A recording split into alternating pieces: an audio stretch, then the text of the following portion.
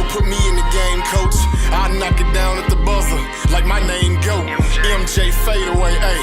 I'm a game closer. Pull up in that blacked out truck, like my name Ghost. Hit him with that fist pump, I just won the game, yo. I make a champagne toast. You know, I'm really starting to think that a few months ago, when there were reports that came out saying that the WWE were about to start using AI or GT chat, whatever they call that crap, to actually do the booking in the WWE. I'm starting to think that that's really true.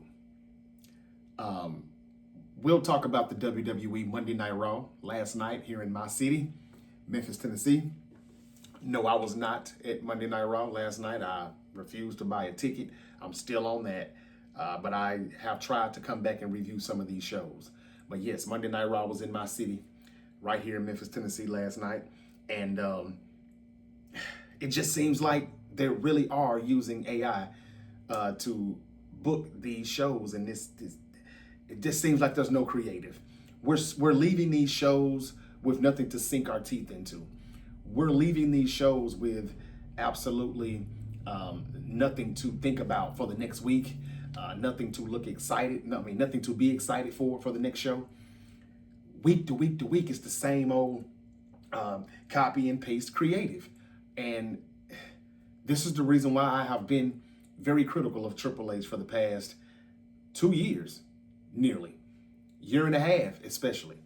I'll get to that in a moment, but who's in the crate? That's what we're talking about now. Who's in the crate?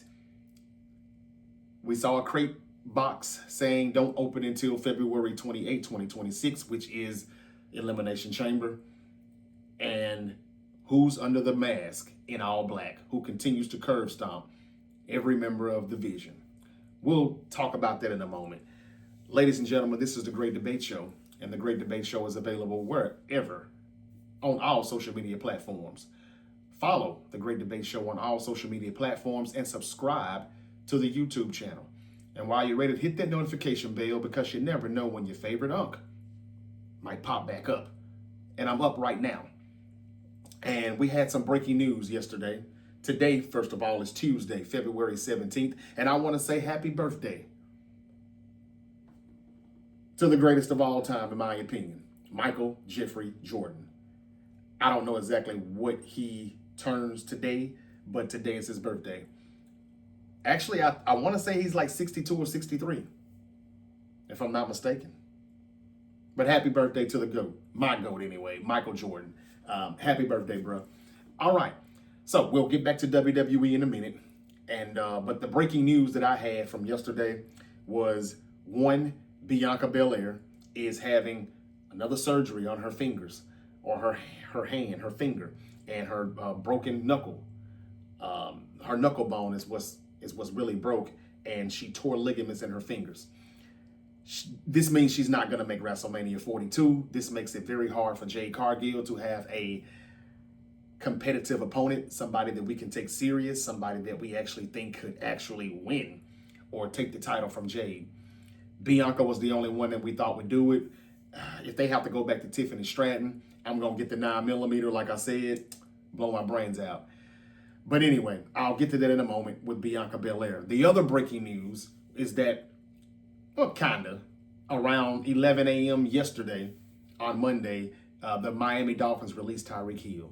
Now, Tyreek Hill is going to be a future Hall of Famer. He's going to be a Hall of Famer. He's a future Hall of Famer. But the Dolphins released the 8-time Pro Bowl wide receiver on yesterday, and some people think that this may be it for Tyreek Hill. He had a pretty good career. Super Bowl champion in 2019 with the Kansas City Chiefs. He left. They had some issues. He went to Miami in a trade. Kansas City let him go. They were like, all right, that's enough. That we're good. And they won 2 championships without Tyreek Hill, back-to-back at that. And they almost was a three-peat. So we know they can win with him. We know they can win without him. But rumors are already swirling on the internet that Tyreek Hill could go back to Kansas City. Some people think that he may hang it up. ladies and gentlemen, he tore his leg up pretty bad in his knee. He tore up different ligaments.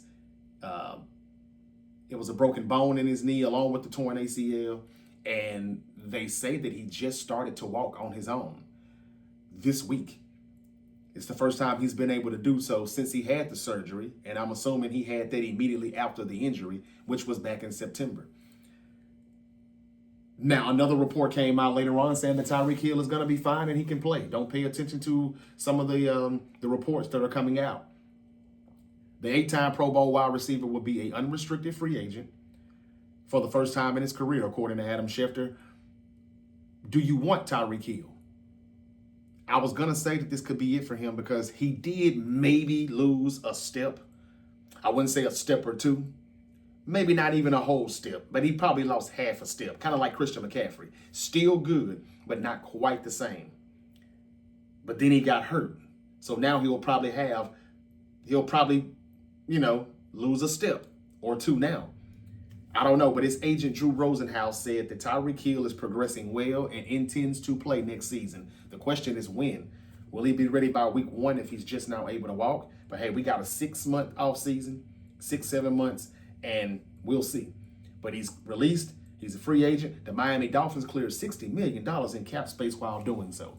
I think if he plays and if he can play, if this injury is not like career ending and at his age, that ain't hard to do, then I think he probably goes back to Kansas City. Baltimore Ravens, they love to kick the tires on a wide receiver that's kind of over the hill. You see how I done that?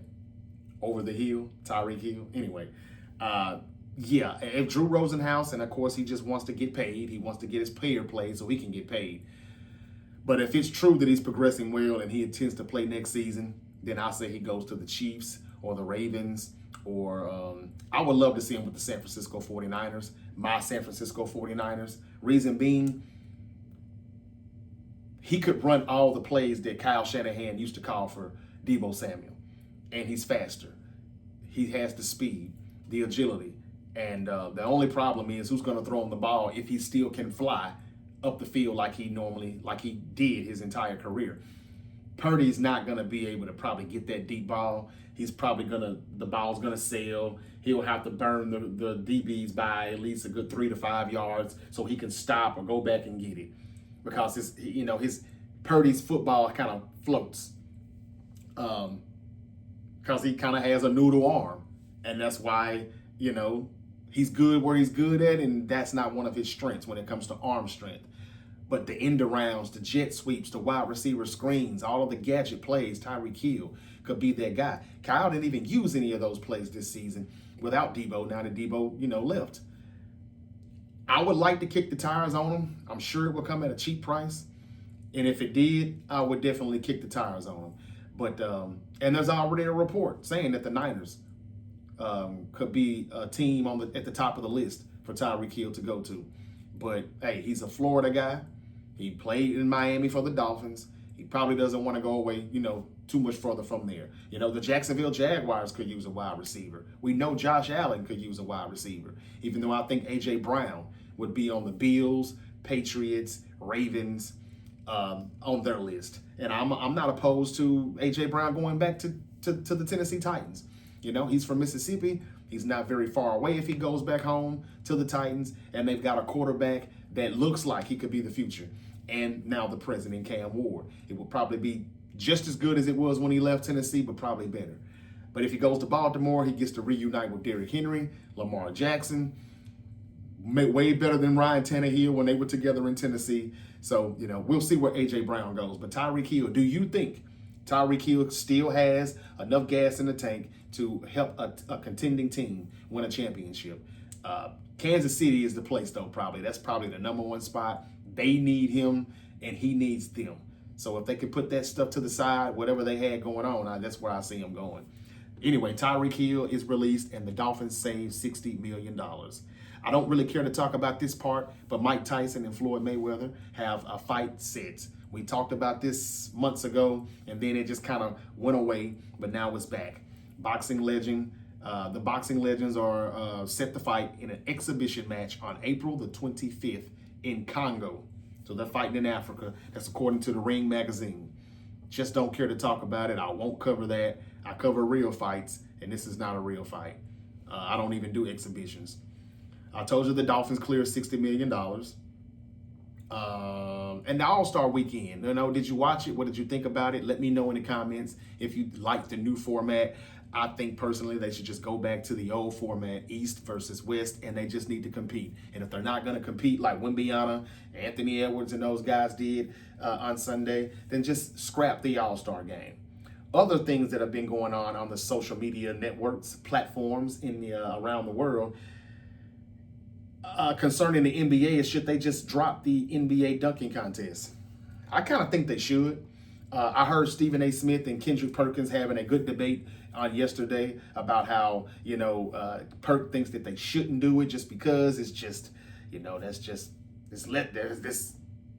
it's just tradition when it comes to the NBA. You just can't get away from that tradition. And Stephen A. says he kind of agrees, but he blames it all on LeBron for never participating in the dunking contest, and other players followed. I kind of agree with them both. But that I heard was terrible. I couldn't tell you because I didn't watch. I don't really participate in looking at the All-Star Weekend anymore. I did see snippets of the All-Star game, and Kawhi Leonard snapped, but I don't want to brag about him because every time I did that on my Spotify days, he always found a way to go back to, being hurt, being injured, right when they needed him the most. So I'm not saying clips in 6 anymore. I said I'd never say that again, but from 2019 to about 2022, 2021, that's what I was yelling. I almost picked them to be my team. I really thought Kawhi and Paul George were going to get it done. But every time I get high on Kawhi, he lets me down. So, but he's balling right now. And the Clippers have went like, they've been doing pretty good since James Harden left. And since, that whole Chris Paul incident happened. He retired also over the weekend. Not a good way to end his career with all the beef that went on between him and Tyronn Lue and the coaching staff, but it is what it is. I still think at one point in his career he was a point guard, but no NBA championship. But a good career for Chris Paul. Kawhi Leonard had a good All-Star game. Anthony Edwards was the MVP because his team won. I don't know about this whole 3 teams, 4 games. It was better than what they have been doing. They did compete a lot more, but Luka barely played. Jokic didn't seem to be in it. Maybe they're in their feelings about what KD said when he said go ask the European players if they're going to compete. But I thought Kevin Durant, LeBron James, Jalen Brunson, Karl Anthony Towns, I thought all these guys kind of competed. But again, if you have to come up with these type of formats just to get these guys to play, give them bonuses and things like that, then what are we doing here? You didn't have to do that back in the 2000s, the 90s, the 80s. Everybody just played, and they wanted to play, and they wanted to compete. But that's enough about the NBA All-Star Weekend. It's not enough for me to talk about. I don't think anything about it was that exciting. But the game was a little better. But still, go back to the old format. I'll have more NBA coverage soon coming up. They're about to get back from the All-Star break, and we'll be diving into the second half of the season. All right, and we'll get to see what happens with James Harden in Cleveland. We know that the Cleveland Cavs, they're under a lot of pressure right now. I mean, Donovan Mitchell, Evan Mobley, James Harden, all those guys really have to come with it. They're going to have to step up because, it's expected. Now, me personally, I'm smarter than that. I know better. I do not think James Harden will show up in May. And he damn sure won't be playing in June because he won't show up in May. I think the Knicks and the Pistons are still better overall, but it will be interesting to see if the Cavs can go to the next level. Last season, they were number 1 in the Eastern Conference, and they fell flat early, so in the playoffs. So, let's see what they do this season. They didn't have Darius Garland, though. He was injured. And so now they don't have him. They got rid of him for Harden. We'll see how that turns out. But more NBA coverage coming up later in the week. And as far as the NFL, like I said, we'll see where Tyreek Hill goes. I'm saying Kansas City. I'm saying maybe the 49ers. There are some teams that could kick the tires on them. Maybe even the Indianapolis Colts if they don't keep Alec Pierce in free agency. Okay, what else do I have? That was pretty much it. Let me go back to Bianca Belair. She announced on Sunday evening or over the weekend, and I found out about it yesterday, that she will be undergoing finger surgery. And she had it yesterday. This could have her out for another 6 to 8 weeks, but um, um, it could be some type of setback, and that 6 to 8 weeks can turn into 3 to 6 months. So Bianca Belair is not going to make WrestleMania 42, and that's really not a good look. I mean, she has to get 100%. So speedy recovery to her. She's been out since last WrestleMania, and I know they were really, if you can tell by the booking, they've really been banking on her to come back, but she can't. So it is what it is. But I do wish her well and hope she gets better soon. But if she can't make WrestleMania, which it looks like she won't, man, I don't know what they're going to do with Jade. I don't know what they're going to do with Jade Cargill. That's going to be very interesting to see. I don't want to see her versus Tiffany Stratton. I don't want to see her versus, I can't even think of anyone else. Lash Legend and Nia Jax is in the tag team thing. Alexa Bliss and Charlotte Flair is doing the tag team thing. Rhea Ripley and Io Sky are doing the tag team thing. They're tag team champions right now. All of the people who should be in singles competition chasing the women's world championship or the women's WWE championship, they're in the tag team division right now. So that's what makes this really hard for Jade Cargill and Stephanie Valkyrie to have good opponents. We know Liv Morgan is going to pick Stephanie Valkyrie, I think. Speaking of Liv Morgan and Stephanie Valkyrie, let's go ahead and just get the Monday Night Raw. Stephanie Valkyrie showed up during Michael Cole and Liv Morgan's interview. Dirty Dom showed up, and we see now he was there just to translate. And he didn't translate well. He was just whispering in Liv's ear what she was saying. And whatever Stephanie Valkyrie said, she left Liv Morgan crying in tears. And that was the end of the interview. Don't know what to make of it. Michael Cole said later in the show on Monday Night Raw that you would have to go to social media and they would translate the things that she said to Liv Morgan in that interview. Well, I don't want to do that. Tell us on the show. You've got 2.5 hours to do so. It's hard to be excited about WrestleMania 42 and everything that's going on in the WWE world when they only get a few things right. And even then, they don't follow or carry the momentum. You know, it's not a good follow-up. And they do a whole lot more bad than good. I'll give you the good and the bad. The Liv Morgan Stephanie Valkyrie interview, to me, that was bad. And there has been nothing good about it. And I love Liv Morgan, but Stephanie Valkyrie just can't really make this story, or it's not even really a story, it's who she's going to pick. And it's like, she can't do a promo. She can't speak English very well. So, and they just didn't even let her bother even speaking any English during this interview. So I didn't get it and I didn't like it, but we know it's going to be Liv and Stephanie Valkyrie, I'm pretty sure. I mean, if they were smart, they would probably throw Raquel Rodriguez in it, but they look like they're good. So I don't see where, there's going to be any type of tension there. They had a chance to do that immediately after the Royal Rumble, but they chose not to.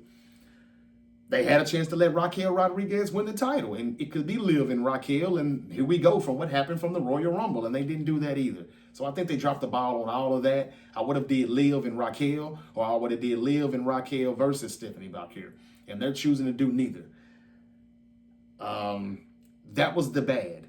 What was the other bad? The Vision. Same old thing. They opened up the show, interrupting the Usos. The Usos had a 6-man tag match. LA Knight came out and joined them in Memphis, Tennessee last night. My city. And it was just as bad as my city. I mean, damn. LA Knight and the Usos versus the Vision. Bronson Reed, Logan Paul, Austin Theory. Does anybody, is it just me, or is Austin Theory a really bad heel? Like, I really do want them to push him. I really do think he's the president in the future. Vince McMahon saw something in him, and I do too. But you don't see any charisma or any belief that he's a heel. I think he would be better as a babyface. I think Grayson Waller and Austin Theory should have finished what they started since they broke up as a tag team. But they literally did not go back to that at all. They just let Grayson Waller go walk around with the New Day. And then Austin Theory came back from injury, and he went with the Vision. He should have came back for Grayson Waller. Grayson Waller should have started having some matches so they could have actually got that feud going, and that would have been a good WrestleMania pre-show, on the card. Or kick off the damn show with those two so they can end that story. But they're doing nothing with him. He's not believable. I don't care how much he shouts or how much he huffs and puffs and, what are you doing? What are you doing? Huh? What are you doing, Adam Pearce? How did you let my brother get stomped like that? That's my brother. I didn't buy any of it. It's not believable, and it's kind of bad. The vision, nobody really cares about it anymore.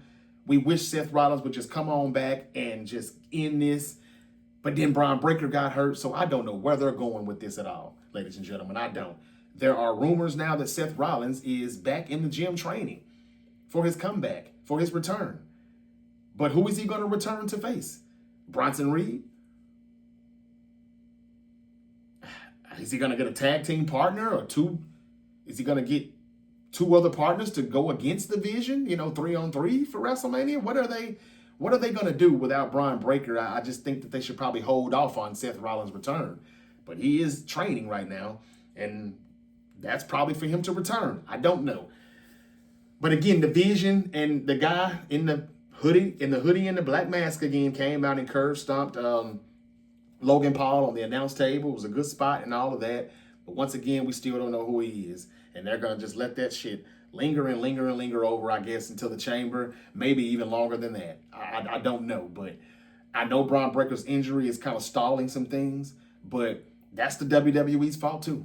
If it's true that he was already kind of banged up, then they were being very careless with Braun Breaker by letting him come out and flip the announce table.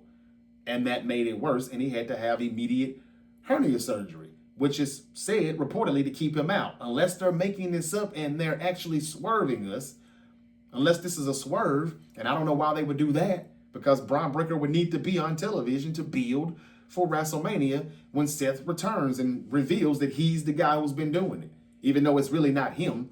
Everybody's saying it's Grayson Waller, but they will reveal it as Seth Rollins. I don't know where they're going with this. I don't know where they can go with it now.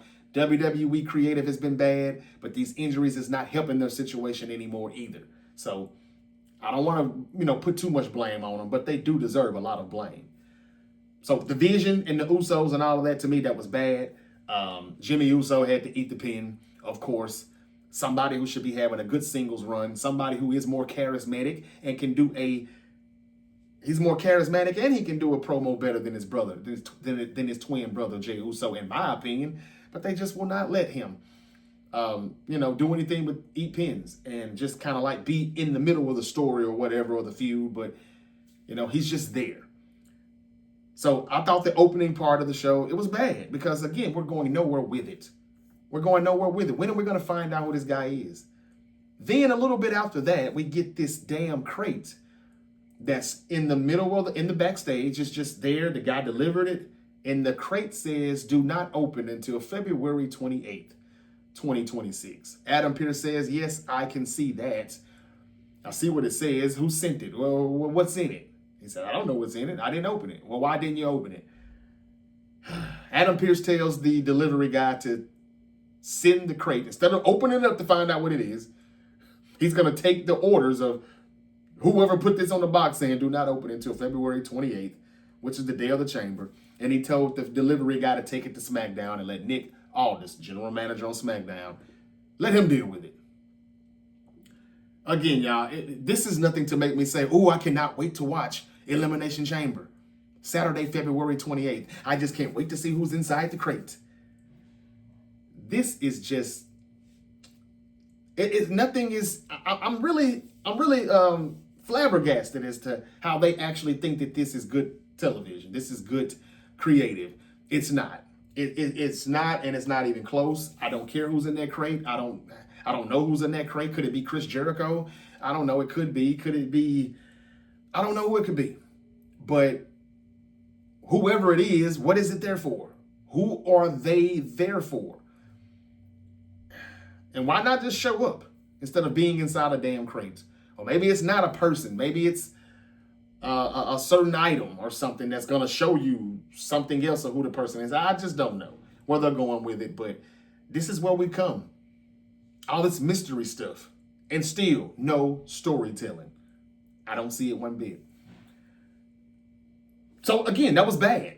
Now to the good. Not much. CM Punk was good as always. CM Punk had a good promo. He did his thing. Him and Finn Balor. The Judgment Day. JD McDonough was back. He looks good. And he was pretty pissed off that he didn't get to attack CM Punk because he and Dirty Dom and Finn Balor had him in the ring 3-on-1. And they had their chances. And Finn Balor said in a very baby face, something that a baby face would say. And it looks like that's where they're going to go with this. Because, again, this is about Finn Balor and the Judgment Day splitting up. This is about probably Finn Balor versus Dirty Dom for the Intercontinental Championship at WrestleMania, maybe. That's what this is about. We know Finn Balor is not going to become the new World Heavyweight Champion. We know that's going to be Punk and Reigns, and that's why I am really not interested in the match, because I know the outcome. You all do as well. But again, a good promo. CM Punk did his thing, and he said to Finn Balor that all the things that you said that you've accomplished in your career as to why you think you're the best in the world and not myself, I can respect it, because when you did that, you did it on your own. And you didn't need those two idiots standing beside you right now. He was talking about JD McDonough and Dirty Dom. He doesn't need the Judgment Day, and he's been telling him this for weeks now. Even when they had the championship match, in Finn Balor's, and what were they at again? In Belfast? Anyway, when they were in his hometown or home country, he was telling them that then too. That's when it all started. Get rid of them. And that's what's going to happen. This is about Finn Balor and the Judgment Day. And Finn Balor's going to probably take that Intercontinental title, but he will not take the World Heavyweight title from CM Punk. But it was still good stuff, because CM Punk does what he does best all the time. Carry the show and do a good job when that mic is in his hand. I just would like to see him get to the heel part at some point after he drops the title to Roman Reigns, because I'm pretty sure he will. Let's get to that heel Punk so we can get some more pipe bombs. All right, what else was good? That's about it. Oh, they didn't put Gunther in the Elimination Chamber. That was good as well. I'm surprised, kinda. They shouldn't have done it. I didn't know why. They didn't even have to put Gunther in the qualifying match, but maybe they didn't want you to. I know why again. Because they wanted Dragon Lee to show up. Dragon Lee is the reason why Gunther didn't win. He came and nailed him with a, was it a belt? Yeah, with Dirty Dom's Intercontinental title belt. And Dirty Dom took the pin from my boy. I'm surprised they done this, but Javon Evans is going to the Elimination Chamber. I think it's the right move. I think it was the good move, good decision. And you can just see after the highlight that he made a week ago, where he hit that OG cutter coming off one end of the top rope, and the other guy came out the other end, and he nailed it, and it was perfect time, and it was perfect. I can see him doing that, jumping off of the chamber at some point. He's going to make another highlight. He's a highlight reel. And why not throw him in that match? So we've got 4 people in the Elimination Chamber now. And I think that's Randy Orton, that's Cody Rhodes, that's Javon Evans, and LA Knight. Those are the 4 men. So 4 down, 2 to go. As far as the women, I don't think I quite remember right now. I know it's Rhea Ripley and Asuka, who won the qualifying match. We said that last week, that she would beat Bayley and Natty. Rhea Ripley, Asuka, Tiffany Stratton. That may be it.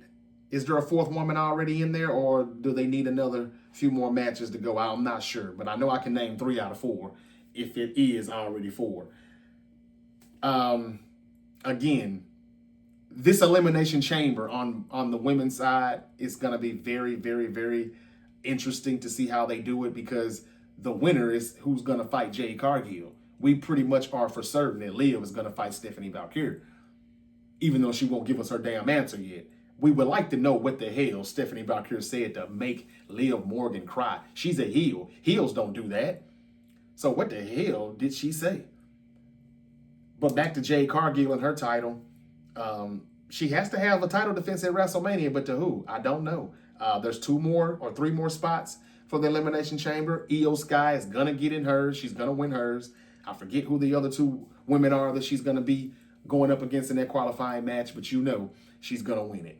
I want to say, I don't know, I forgot. But either way, it'll be Rhea Ripley and Io Sky in that chamber, along with Tiffany Stratton.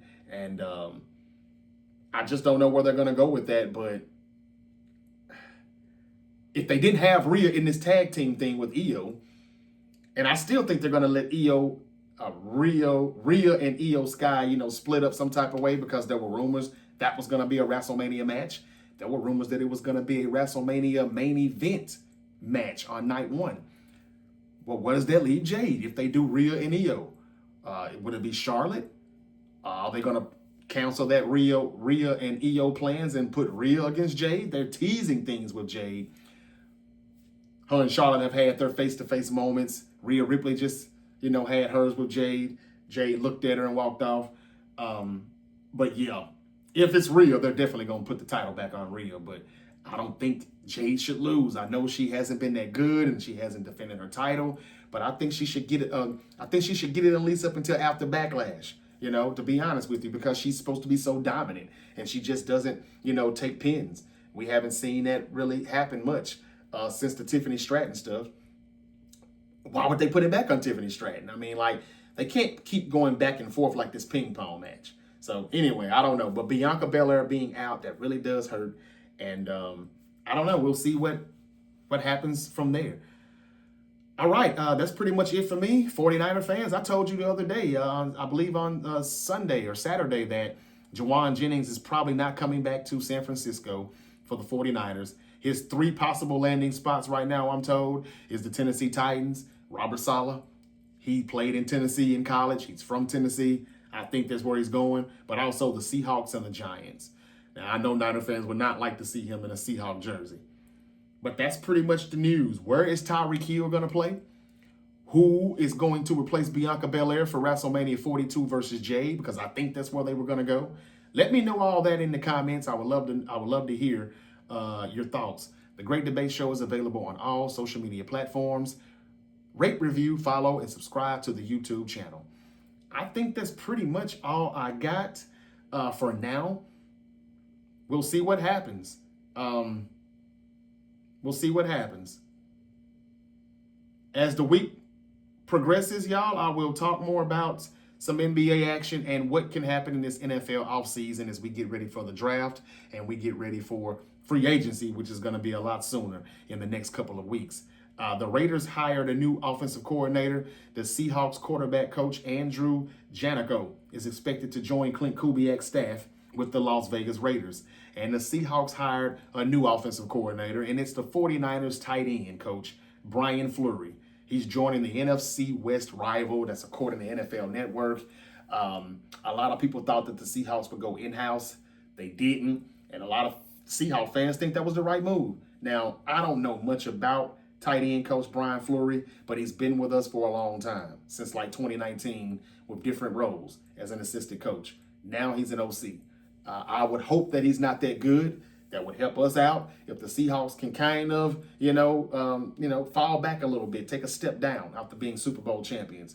And I don't think he'll be as good as Kubiak, but we'll see.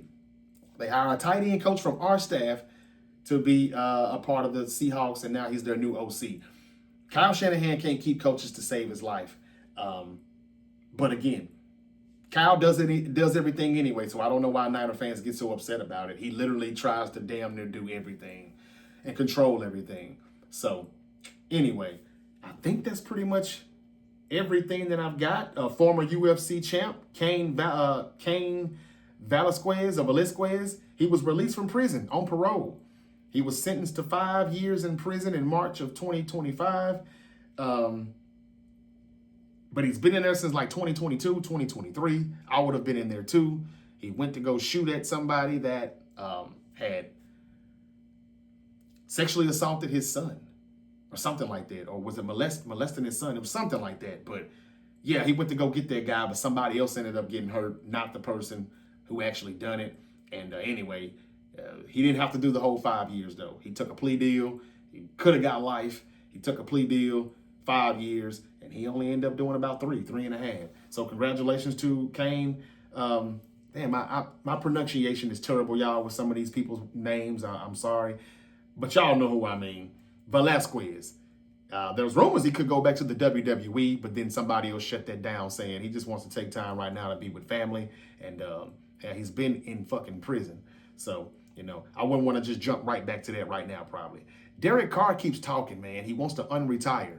Derek Carr said he confirms he's willing to return, but says it will take a special circumstance to lure him back. Y'all, nobody really cared about Derek Carr when he retired. It was just a thing of the past. It happened on a Wednesday and nobody talked about it on Thursday. Whatever day it was, you get what I'm saying. So why would he think that a team that can compete for a championship would even be interested in him? I guess he wants to take advantage of these teams needing a quarterback, knowing that the draft kind of sucks in quarterbacks and free agency kind of sucks when it comes to quarterbacks. Y'all, I don't think this is true, but something broke out on X late last night saying that Jordan Love asked for a trade. The Green Bay Packers quarterback demanded a trade after finding out that Matt LaFleur let him know that he would be franchise tagging backup quarterback Malik Willis. Now, I don't believe this one bit, but let's see if that pops back up or surfaces around. If you don't hear anything else about it, not true, and I'm just a messenger. I'm not saying that is true at all, because I'm pretty sure it's not. But what if it is? Or what if it was? That would be something else to talk about in the headlines. Okay. That's pretty much it. This has been a great debate show. I hope you enjoyed. Please hit the like button and subscribe. And on TikTok, follow, like. Really will help me out in the algorithm so I can continue to give you good content. Basketball, NBA news, college hoops. I also want to talk about what's going on with boxing today. It's in a bad shape. And I'll talk about the NFL offseason. More to come on what some of these teams should do, all these players who could get traded, and this quarterback frenzy in the small market. Kirk Cousins, Mac Jones, will he get traded? Kirk Cousins is about to get released, we think. What's going to happen? We'll talk about all of that and more later in the week. Until then, y'all be safe and have a terrific Tuesday. Peace. Had to cut, dog. I had some bras, let's go ride. That was 9-9, me and my girls used to blow by. I stayed in the whole thighs. If it's beef, when I was in them streets, I was shooting like Kobe in 05 and 05.